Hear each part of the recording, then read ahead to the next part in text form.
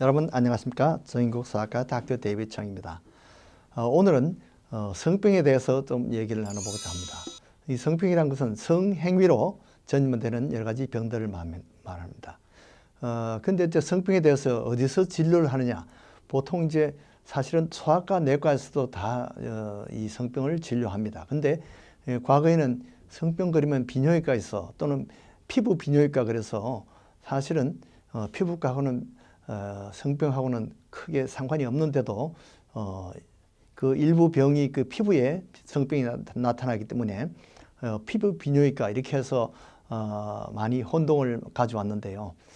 또 어떤 사람들은 산부인과에서 성병을 치료한 줄 그렇게 생각하는데 실제는 내과나 소아과에서 사실은 주로 치료하게 됩니다. 이 성병 종류는 이제 지난번에 제가 말씀드린 그 매독 그리고 뭐 에이즈라든지 그 다음에 그 HPV라는 그런 성병이 있고 클라미디아라는 것이 있고요. 헐페스 또는 임질 그런데 이 성으로 옮는 것이 사실 비간염도 성으로 옮습니다. 그래서 성병에 해당됩니다. C간염도 성병에 해당되고요. 오음도 성행위로 옮습니다. 또 성기 사막이라든지 트리코모나스 기생충 이런 것도 성병에 해당되는 거죠. 그러면 그 중에 가장 많이 우리가 감염되는 성병은 어떤 것일까?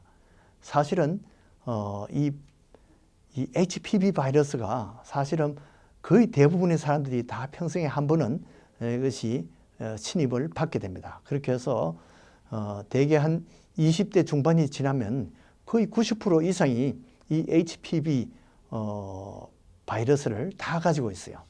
그러나 그런 사람들이 대부분 다 증세가 없습니다. 평생 동안 아무 증세 없이 그냥 HPV를 가지고 있어요. 그러나 성행위를 통해서 서로 주고받을 수가 있기 때문에 이것이 성병이 되는 것이죠. 그런데 그보다 더 중요한 것이 바로 이 HPV가 뭐 성기 사마귀도 일으킬 수 있고 여러 가지 이 뭐 구강염이라든지 여러 가지 문제가 있지만은 가장 우리가 겁을 내는 것이 암입니다. HPV가 일으키는 암이 이 자궁암입니다. 자궁암이 이 자궁경부암이 보통 미국에서 지금 1년에 약 12,000명 정도 새로 생기고 있고 약 한 4,000명 정도가 이 자궁암으로 인해서 죽습니다. 그런데 자궁암뿐만 아니라 구강암도 생기고요. 항문암도 생깁니다. 장암도 생길 수가 있어요. 이 항문암은 거의 90% 이상이 바로 HPV로 인해서 생깁니다. 그래서 이것을 뭐 대부분은 증세가 없는 사람들은 별로 치료를 하지 않습니다. 치료가 어렵고요. 이 바이러스를 없애기 어렵습니다. 한번 들어온 이상은 없애기는 어려워요. 그러나 이것이 이제 암이 되거나 이럴 때는 또는 프리캔서러스 컨디션 그래서 암 직전 그런 컨디션일 때는 일단은 수술로 치료를 하게 됩니다. 그러나 그 수술도 사실은 시기를 놓치거나 해서 결국은 수많은 사람들이 이 암으로 죽게 되는 것이죠. 그러나 이것이 여자만 있는 것이 아니라 남자들도 이렇게 직장이나 학문 또는 과학이나 이런 데 이 HPV로 인해서 암이 생깁니다. 그런데 지금은 이제 예방접종이 나왔어요. 그래서 이 HPV 9가지 그 종류가 있는데 그 9가지 종류의 바이러스가 이제 여러 가지 암을 일으킵니다. 실제 이 HPV 바이러스 종류는 수십 가지가 되는데 그 중에 9가지가 이렇게 일으키는데 예방접종은 보통 이제 9살에서 25살까지 그때 예방접종을 해야 돼요. 그거 지나면 이제 벌써 이 자연적인 경로로 인해서 성행위로 인해서 이 HPV를 가진 사람들은 아까와 같이 그런 여러 가지 그 암이라든지 여러 병을 앓게 됩니다. 그러나 이것을 예방접종을 해서 앓는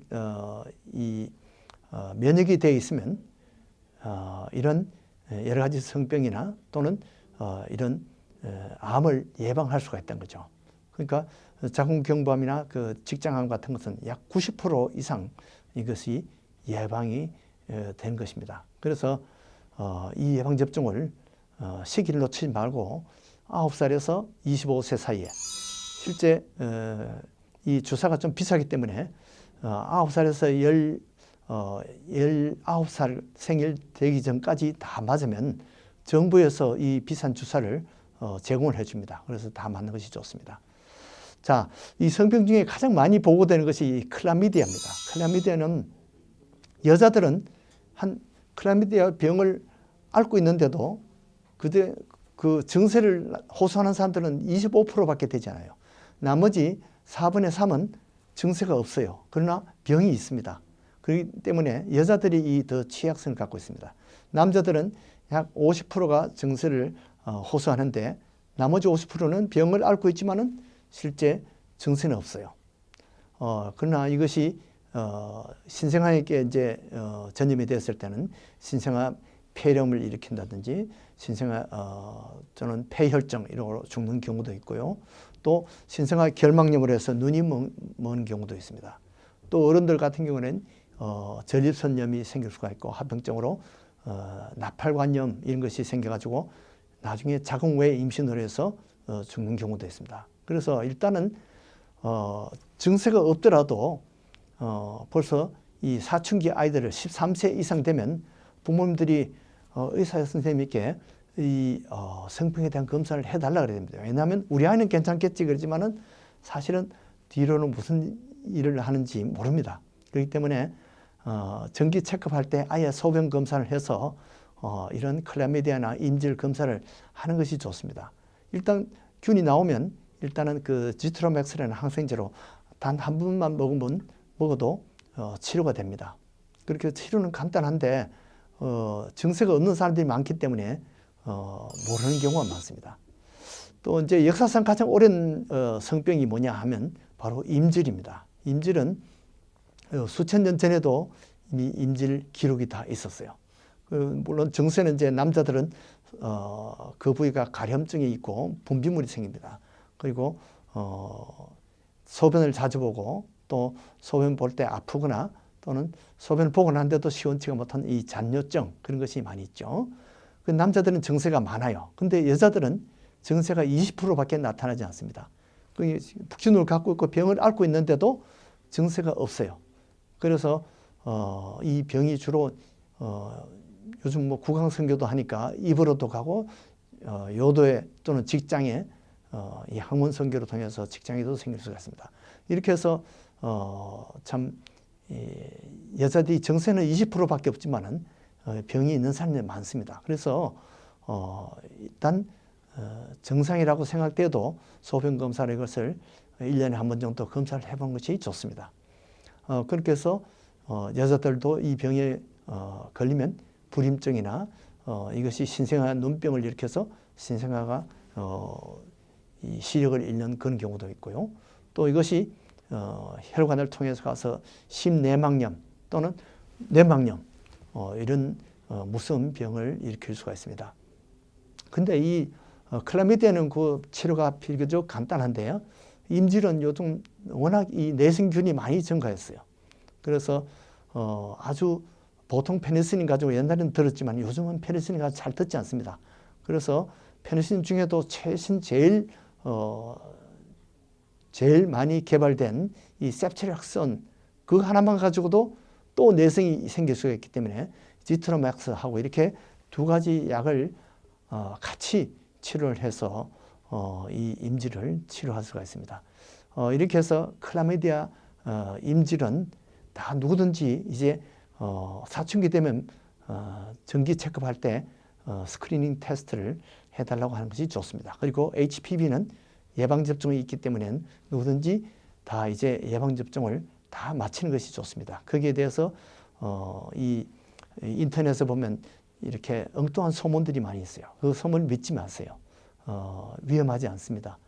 절대 큰 부작용이 없기 때문에 아플 때 조금 주사를 맞을 때 조금 아플 수는 있지만은 그러나 큰 부작용 없습니다. 그러니까 HPV 접종을 3번씩 다 마치도록 하시기 바랍니다.